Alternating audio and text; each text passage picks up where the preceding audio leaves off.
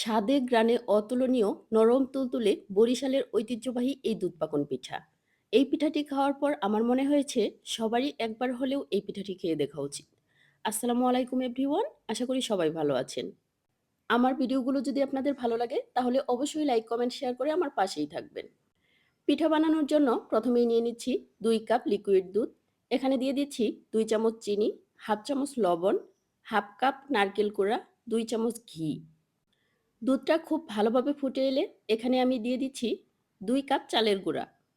আপনারা চাইলে এই পিঠাটা ময়দা দিয়েও করতে পারবেন, তবে চালের গুঁড়া দিয়ে এর টেস্টটা ভালো হয়। এখন অল্প আঁচে নেড়েচেড়ে চালের গুঁড়াটা খুব ভালোভাবে সিদ্ধ হওয়া পর্যন্ত জাল করতে হবে। ডোটা হয়ে আসলে এখন আমরা ডোটা নামিয়ে অল্প একটু মথে নিব। কিছুক্ষণ মথে নেওয়ার পর এখানে দিয়ে দিচ্ছি একটা ডিম। এখন এই ডোয়ের সাথে ডিমটাকেও খুব ভালোভাবে মিশিয়ে নিতে হবে। ডিমটা ডোয়ের সাথে খুব ভালোভাবে মিশে গেলে এখন এখানে দিয়ে দিব ঘি। আপনারা চাইলে এখানে তেলও ব্যবহার করতে পারেন, তবে এখানে ঘি ব্যবহার করলে এর টেস্ট ফ্লেভার দুটোই অনেক বেশি ভালো আসে।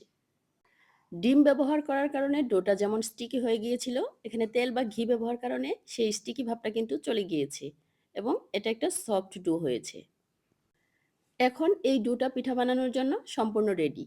এখন এখান থেকে অল্প একটু ডো হাতে নিয়ে গোল করে একটা শেপ দিয়ে দিব। এখন একটা চামিচ নিয়ে চারপাশ থেকে কেটে কেটে উঠিয়ে নিলেই সুন্দর একটি পিঠার ডিজাইন হয়ে যাবে। এই পিঠার ডিজাইন দেওয়া কিন্তু খুব সহজ। আপনারা একবার দেখলেই এই পিঠার ডিজাইনটা করতে পারবেন। আপনারা চাইলে একই ডিজাইনে এই পিঠাটা তৈরি করতে পারেন, তবে আমি আজকে আপনাদের 2-3টা ডিজাইন দেখিয়ে দিচ্ছি। এই পিঠাটা তৈরি করতে কিন্তু কোনো প্রকার সাজ লাগে না, শুধুমাত্র একটা চামিচ দিয়েই এত সুন্দর ডিজাইন করা যায়। পিঠার ডিজাইন করার সময় চামিচের যে সাইডটা দিয়ে ডিজাইন করবেন সেখানে অল্প একটু তেল ব্রাশ করে নিতে পারেন, তাহলে ডিজাইনগুলো অনেক বেশি সুন্দর হবে।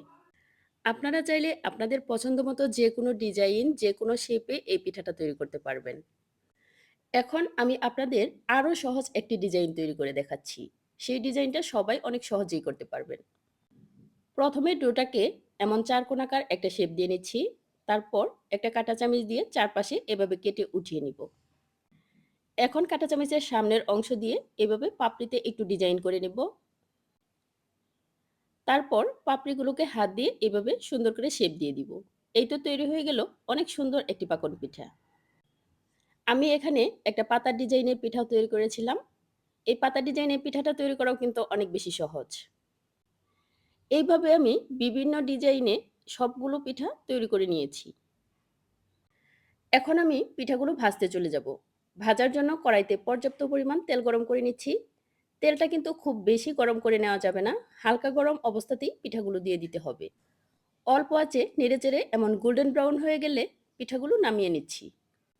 এখন পিঠাগুলো ভেজানোর জন্য দুধের প্রিপারেশনটা করে নিচ্ছি।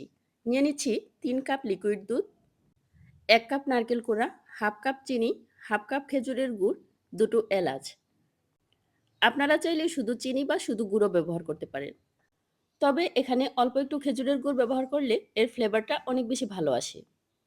দুধটা জাল করে নামিয়ে সেই গরম দুধের মধ্যেই ভেজে রাখা সেই গরম পিঠাগুলো দিয়ে দিব। এখন ঢাকনা দিয়ে ঢেকে এটাকে রেস্টে রাখতে হবে ২ থেকে ৩ ঘন্টার মতো। যদিও ২-৩ ঘন্টা ভিজানোর মতো সময় আমার হাতে ছিল না, আমি মাত্র ১ ঘন্টা পিঠাটা ভিজিয়েছিলাম। তারপরেও পিঠার ভিতরে কিন্তু পারফেক্টলি রসটা ঢুকে গিয়েছিল। আমি আপনাদের একটা পিঠা কেটে দেখাচ্ছি, তাহলেই বুঝতে পারবেন। আপনারাও চাইলে এই রেসিপি ফলো করে বাসায় তৈরি করে নিতে পারবেন এমন মজাদার দুধ পাকন পিঠা। পুরো ভিডিওটি দেখার জন্য ধন্যবাদ সবাইকে। ভালো থাকবেন সবাই।